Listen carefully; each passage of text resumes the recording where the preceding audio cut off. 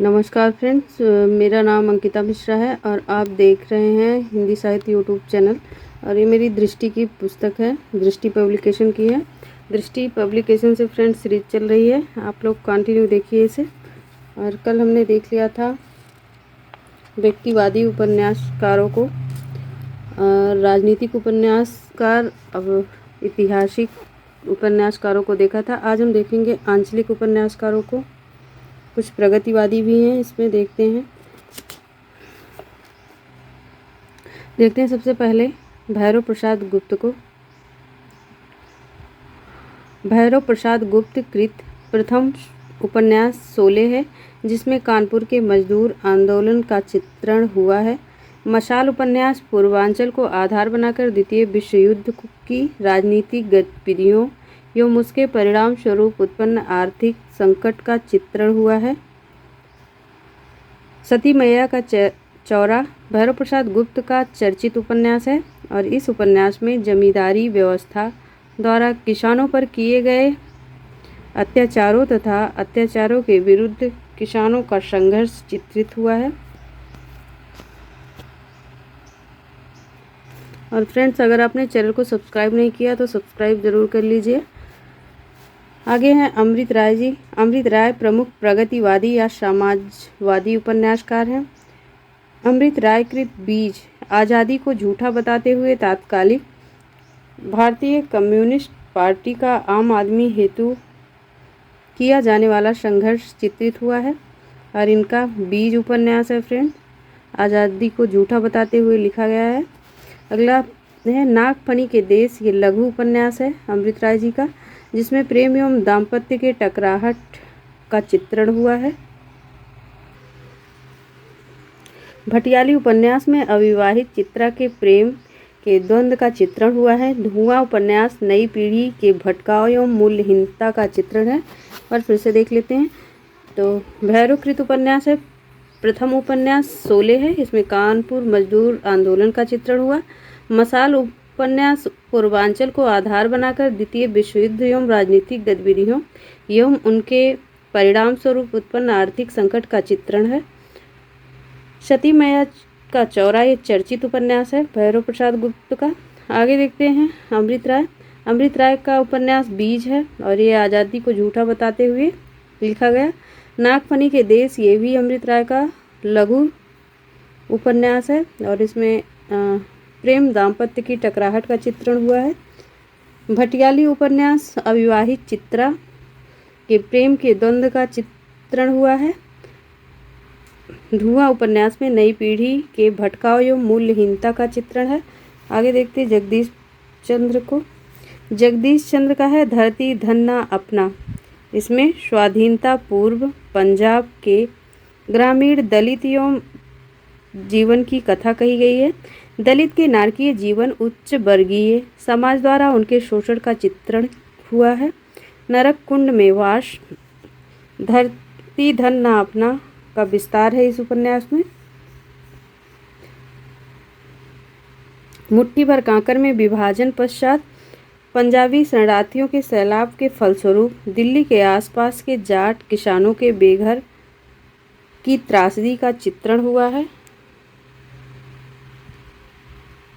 तो धरती धन ना अपना ये स्वतंत्रता पूर्व लिखा गया उपन्यास है और इसमें पंजाब के दलित जीवन की कथा कही गई है। नरक कुंड वास ये भी यही उपन्यास का विस्तार है धरती धन ना अपना का। मुट्ठी भर कांकर में विभाजन पश्चात पंजाबी शरणार्थियों के सैलाब फलस्वरूप दिल्ली के आसपास जाट किसानों के बेघर होने की त्रासदी का चित्रण है। आगे अब्दुल बिस्मिल्लाह जी हैं।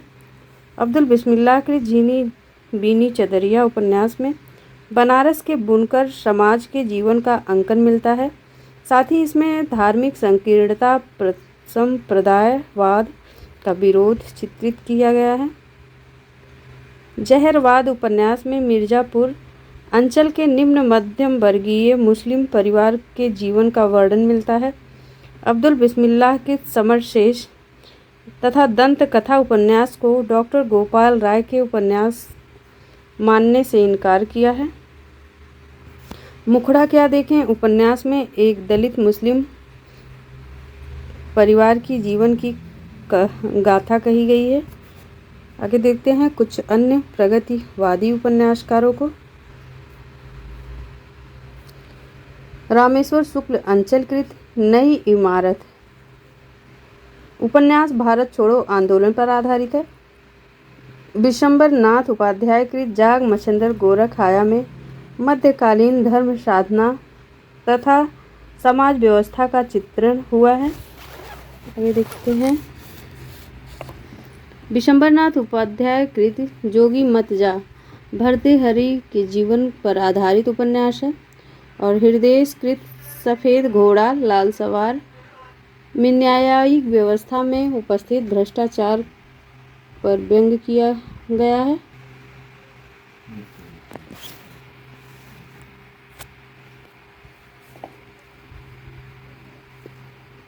हृदय के सफ़ेद घोड़ा लाल सवार में न्यायिक व्यवस्था उपस्थित भ्रष्टाचार पर व्यंग किया गया है। हृदय कृत साण शिक्षण संस्थानों में व्याप्त भ्रष्टाचार का अंकन किया गया है। बदी उज्जमा कृत एक चूहे की मौत ये फैंटेसी शैली में लिखित है और ये प्रतीकात्मक उपन्यास है। यह प्रतीकात्मक उपन्यास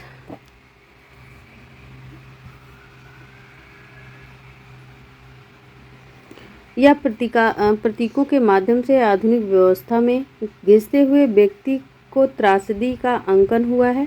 उपन्यास में चूहा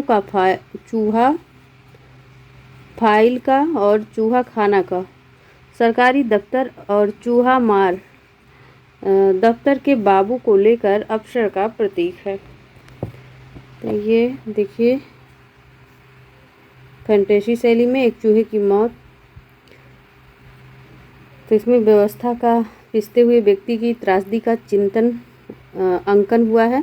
चूहा है, फाइल का, चूहा खाना, सरकारी दफ्तर और चूहा मार दफ्तर के बाबू से लेकर अफसर तक का प्रतीक है। इसमें बदी उज्जमा के छाकों की वापसी उपन्यास में विभाजन के बाद बिहार के पूर्वी पाकिस्तान मुसलमानों मोहभंग का अंकन हुआ है। बंगाली और बिहार मुसलमान का भेद वहाँ उन्हें अजनबी बना देता है।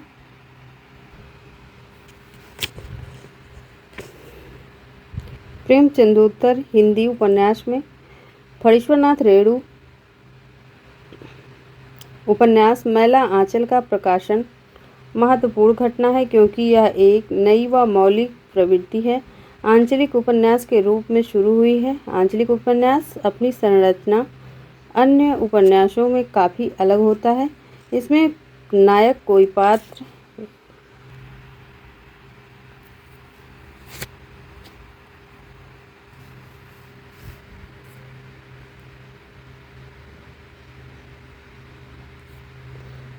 न होकर अंचल नायक ही होता है। इसमें उद्देश्य और बहुआयामी जीवन चित्रित प्रस्तुत करना होता है। इसमें अंचल की लोक कथा भाषा का अत्यधिक प्रयोग होता है। सन 1950 के बाद आंचलिक उपन्यास को तेजी से प्रचार प्रसार हुआ। कुछ निश्चित सामाजिक आर्थिक कारण थे। लोकतंत्र की स्थापना, गांवों के महत्व मिलना, शहरीकरण के बढ़ने और ग्रामीण जनसंख्या का शहरों की ओर पलायन के फलस्वरूप ग्रामीण जीवन के प्रति नोस्टैल्जिक भाव उत्पन्न होना आदि प्रमुख कारक कहे जा सकते हैं। कई विद्वान शिवपूजन सहाय कृत देहाती दुनिया को प्रथम आंचलिक उपन्यास मानते हैं, किंतु आंचलिक उपन्यास लेखन परंपरा का आरंभ फणीश्वरनाथ रेणु के मैला आंचल से माना जाता है। तो कई जो है विद्वान शिवपूजन सहाय को भी मानते हैं। और सभा पर्व बदी उज्जमा का अपूर्ण उपन्यास है, ये महत्वपूर्ण है। आगे देखते हैं कुछ महत्वपूर्ण आंचलिक उपन्यास और उपन्यासकारों को देखते हैं। उपन्यासकार हैं नागार्जुन, इनका समय है 1911 से 1998। उपन्यास है रति नाथ की चाची 1998, बलशनामा 1992, नई पौध 1993, बाबा बटेश्वर नाथ 1994, बरूड के बेटे 1997, दुख मोचन 1957, कुंभी पाक 1960, हीरक जयंती 1961, उग्रतारा 1963, जमनिया का बाबा 1968, इमरतिया 1968, पारो गरीबदास 1979। एक बार फिर से देखते हैं। रतिनाथ की चाची, बलशनामा, नई पौध, बाबा बटेश्वर नाथ बरुड़ के बेटे, दुखमोचन, कुंभीपाक, हीरक जयंती, उग्रतारा जमीनिया के बाबा, इमरतिया, पारो गरीबदास। आगे देखते हैं फणीश्वर नाथ रेणु। इनका समय है 1921 से 1957।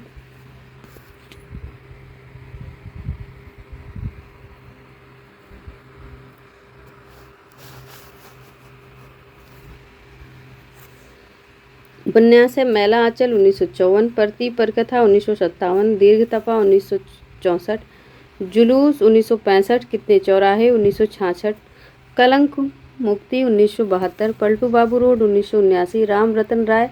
ये अपूर्ण उपन्यास है फणीश्वर नाथ रेणु का। फिर से देखते हैं। मैला आंचल, परती परकथा, दीर्घतपा, जुलूस, कितने चौराहे, कलंक मुक्ति, पलटू बाबू रोड, राम रतन राय। आगे हैं देवेंद्र सत्यार्थी। इनका समय है 1908 से 2003। उपन्यास है रथ के पहिए 1952, कठपुतली 1954, ब्रह्मपुत्र 1956, दूधगांच 1958, कथा कहो उर्वशी 1961, तेरी कसम सतलुज 1988।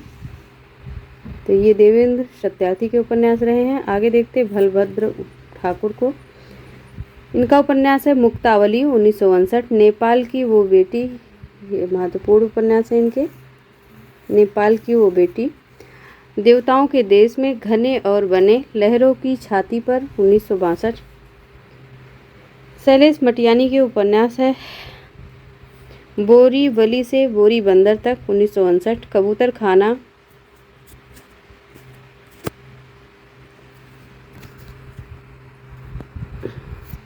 कबूतर खाना 1959, हौलदार 1960, किस्सा नर्मदा बेन गंगूबाई 1960, चिट्ठीर सैन 1961, तिरिया भली न काठा की 1961, चौथी मुट्ठी 1961, बारूद और बचुली 1962, मुक्त सरोवर के हंस 1962, एक मूठ सरसों 1962, कोई अजनबी नहीं, दो बूंद जल 1966, दो दुखों का एक सुख। शैलेश मटियानी के उपन्यास देख रहे हैं। भागे हुए लोग, पुनर्जन्म के बाद, जल तरंग, बर्फ गिर चुकने के बाद, उगते सूरज की किरण, छोटे छोटे पक्षी, रामकली, सर्पगंधा, आकाश कितना अनंत, उत्तरकांड, डेरे वाले, सावित्री, गोपुली, गफूरन, 52 नदियों का संगम, अर्धकुंभ की यात्रा, मुठभेड़, नगर वल्लरी, माया सरोवर, चंद औरतों का शहर। आगे देखते हैं हम राजेंद्र अवस्थी त्रिशित इनका उपनाम है। इनका समय है 1930 से सन 2009। उपन्यास है इनके सूरज किरण की छाँव में 1959, जंगल के फूल 1960, उतरते ज्वार की सीपियाँ 1968, जाने कितनी आँखें 1969, बहता हुआ पानी 1971, बीमार शहर 1973, अकेली आवाज़ 1976, मछली बाजार 1977, एक रजनीगंधा की चोरी 1985। आगे देखते हैं रामदरस मिश्र को। इनका समय है 1924 ईस्वी और इनका महत्वपूर्ण उपन्यास है पानी की प्राचीर 1961, जल टूटता हुआ 1969, बीज का समय 1970, सूखता हुआ तालाब 1972, जाने कितनी आँखें 1969,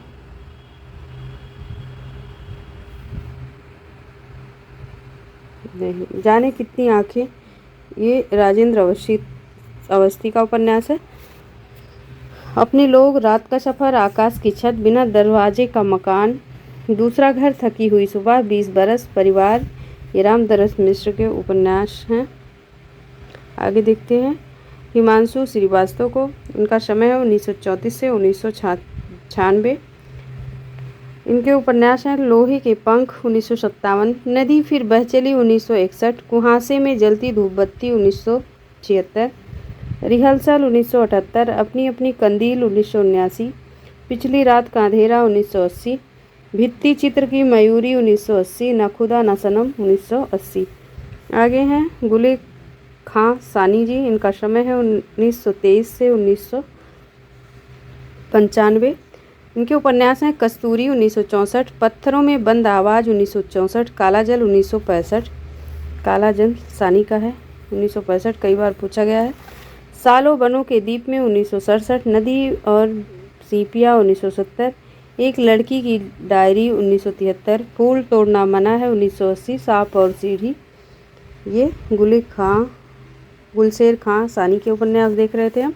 आगे हैं राही मासूम रजा, इनके उपन्यास हैं आधा गांव, टोपी शुक्ला, हिम्मत जौनपुरी, ओस की बूंदें, दिल एक सादा कागज, शीन, कटरा बियारजू, असंतोष के दिन।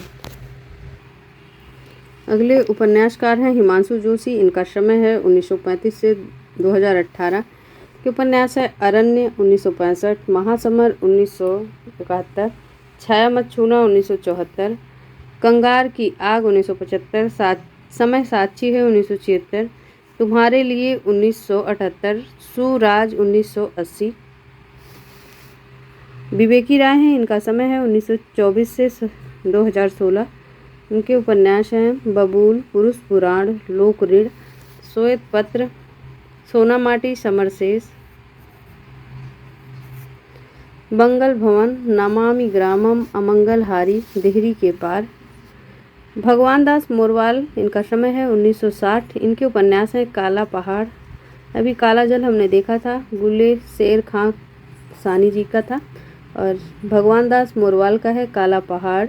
बाबल तेरे देश में 2004, रेत 2008, नरक मसीहा 2014, हलाला 2016, शकुंतिका 2020। तो ये थे मोरवाल जी के उपन्यास। अब देखते हैं केशव प्रसाद मिश्र के उपन्यास। इनका समय है 1928 से 1989। इनके उपन्यास हैं कोहबर की शर्त 1965, और इस पर फिल्म भी बनी है, नदिया के पार फिल्म बनी है कोहबर की शर्त पर। देहरी के पार, देहरी के आर पार, महुआ और सांप, ये केशव प्रसाद मिश्र के उपन्यास रहे हैं।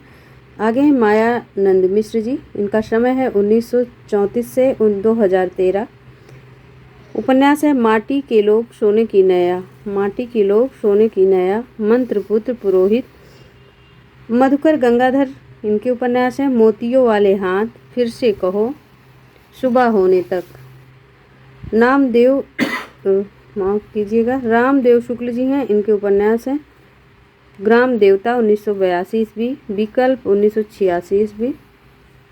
तो ये हमारे आंचलिक और प्रमुख उपन्यासकार रहे हैं फ्रेंड।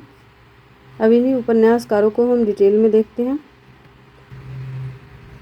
नागार्जुन मिथिलांचल के गांवों को अपनी कथा का आधार बनाया है।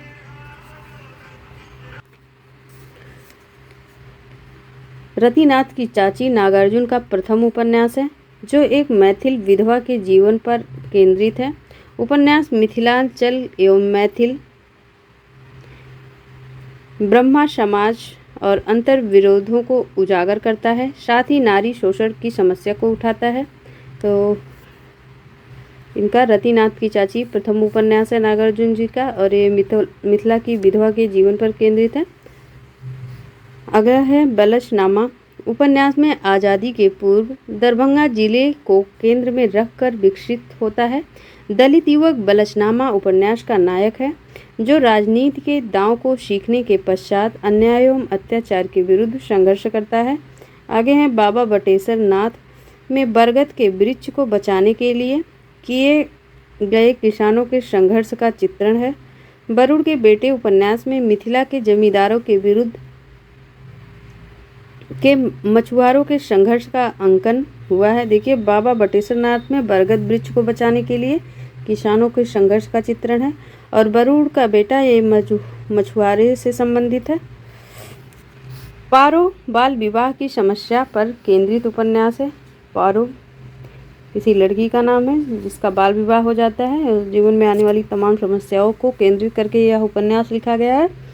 आगे फणीश्वर नाथ रेणु जी, फणीश्वरनाथ रेणु हिंदी में आंचलिक उपन्यास के आरंभकर्ता माने जाते हैं। हिंदी में उपन्यास के आरंभ में आंचलिक शब्द का प्रयोग रेणु के उपन्यास मैला आंचल की भूमिका में लिखा गया है। मैला आंचल भूमिका में पूर्णिया जिले मेरीगंज गांव को कथा बनाकर लिखा गया है। माँ से मेरीगंज, माँ से मैला आंचल।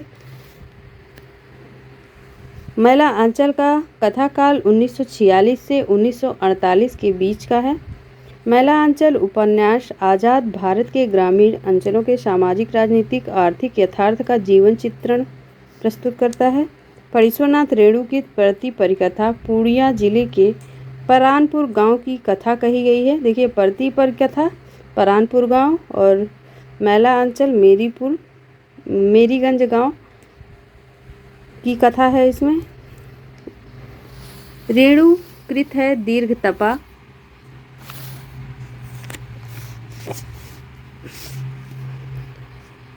रेणुकृत दीर्घ तपा उपन्यास कथा केंद्र पटना के जिले में वर्किंग वीमेंस हॉस्टल है। जिले का वर्किंग वीमेंस हॉस्टल है। उपन्यास में छात्रावास के भ्रष्टाचार, स्त्रियों के दैहिक शोषण की कथा कही गई है। बेला गुप्त उपन्यास की केंद्रीय पात्र है। इसके जुलूस उपन्यास में पूर्वी पाकिस्तान से विस्थापित होकर बिहार के पूर्णिया जिले में आए हुए हिंदू शरणार्थियों की दारुण कथा का वर्णन है। जुलूस में हिंदू शरणार्थियों के आए हुए दारुण कथा का वर्णन है। कितने चौराहे उपन्यास आज़ादी के लिए संघर्ष करने और अपना बलिदान देने वाले युवकों को केंद्र में रखकर लिखा गया है। पलटू बाबू रोड रेणु के मृत्यु के पश्चात प्रकाशित हुआ है। पलटू बाबू रोड ये भी फणीश्वरनाथ रेणु का ही उपन्यास है, परंतु ये प्रकाशित नहीं हो पाया था और ये उनकी मृत्यु के बाद प्रकाशित हुआ। इनमें कस्बे की कहानी कही गई है। देवेंद्र सत्यार्थी कृत रथ के पहिए उपन्यास में मध्य प्रदेश की गोंड जनजाति के जीवन का चित्रण हुआ है। कठपुतली उपन्यास में नाटक, रंगमंच से जुड़े कलाकार जीवन की कथा, वही दूध गांच संगीत से जुड़े हुए लोगों की जीवन कथा वर्णित है। ब्रह्मपुत्र उपन्यास में ब्रह्मपुत्र में बसे विशाल द्वीप मांजुली और उसके तट पर दिसांग मुख के निवासियों की जीवन कथा का अंकन हुआ है।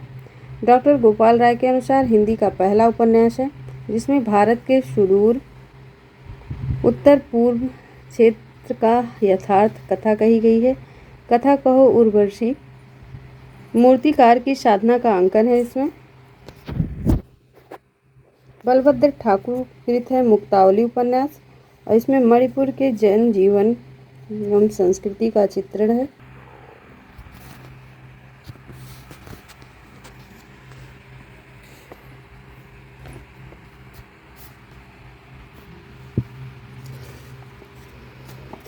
नेपाल की वो बेटी नेपाल की डुडियाल जाति का चित्रण है। देवताओं के देश में कुल्लू के पर्वतीय जीवन का चित्रण है। लहरों की छाती पर अंडमान निकोबार द्वीप के जनजीवन की कथा वर्णित है। राही मासूम रजा ये आंचलिक परिवेश मुस्लिम जीवन का चित्रण करने वाले प्रमुख या महत्वपूर्ण उपन्यासकार हैं। आधा गांव गाजीपुर जिले के गंगोली गांव के सिया मुसलमानों के जीवन का चित्रण किया गया है।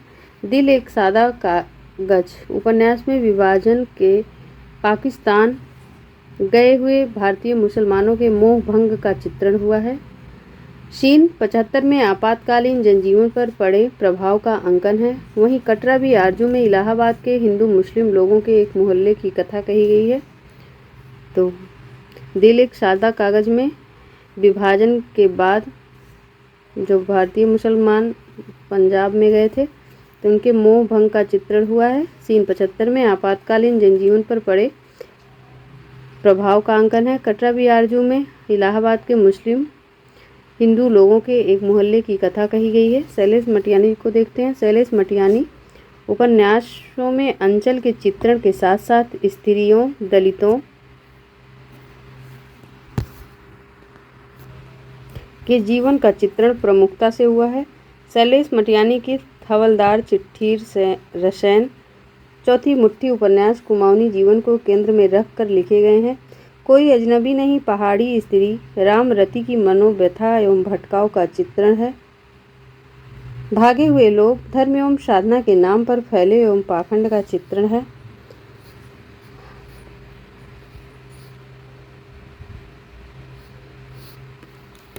आगे देखते हैं अन्य आंचलिक उपन्यासकारों को।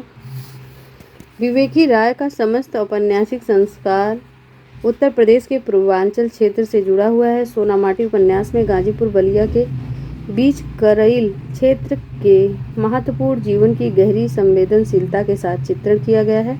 समर से इस उपन्यास को केंद्र गांव की कच्ची सड़क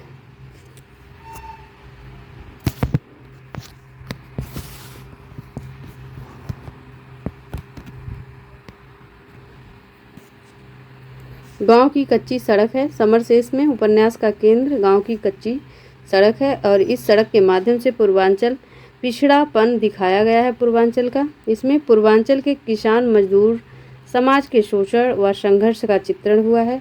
मंगल भवन 1962 में भारत चीन युद्ध की भारतीय मानस पर हुई प्रतिक्रिया है। अन्य उपन्यासकारों को देखते हैं। अन्य उपन्यासकार में आते हैं राजेंद्र अवस्थी और इनका त्रिशित इनका उपनाम है। सूरज की किरण की छाँव तथा जंगल के फूल उपन्यास में बस्तर जिले के आदिवासी गोंड जनजाति के समाज सांस्कृतिक जीवन का अंकन है। गुलशेर खां सानीकृत काला जल उपन्यास में बस्तर जिले के मुस्लिम मध्यम वर्गीय जीवन का चित्रण किया गया है। इसमें 2 मुस्लिम परिवार की 3 पीढ़ियों की कथा है। शानी के साल बनों के दीप उपन्यास मड़िया जनजाति सांप सीढ़ी में बस्तर के आदिवासी जीवन की कथा वर्णित है। हिमांशुकृत महासागर उपन्यास में अंडमान निकोबार द्वीप की आदिवासी लड़की की कथा है। वहीं छाया मत छूना मन में अपने परिवार के लिए एक लड़की द्वारा किए गए त्याग का चित्रण किया गया है। उदय शंकर भट्ट के सागर लहरें और मनुष्य आंचलिक उपन्यास है। इसमें मुंबई के निकटवर्ती गांव बरसोवा के मछुआरों का जीवन चित्रण हुआ है। भगवान दास मोरवाल का है काला पहाड़ उपन्यास में मेवात के नगीना नामक गांव को केंद्र में बनाकर लिखा गया है और इसमें देश के भीतर बढ़ती सांप्रदायिकता का चित्रण है। फ्रेंड, तो आज यहाँ तक। कल हम देखेंगे स्वातंत्र्योत्तर उपन्यास। आज हमने देखा आंचलिक उपन्यास और उपन्यासकारों को डिटेल से भी पढ़ा इनको। और पीछे की वीडियो अगर आपने नहीं देखी तो हम डिस्क्रिप्शन में दे देंगे, आप लोग देख लीजिएगा। और आप लोगों से अनुरोध है चैनल को लाइक और सब्सक्राइब ज़रूर कीजिए फ्रेंड्स, शेयर भी कीजिए हिंदी सहपाठियों तक आप इसे। Thank you.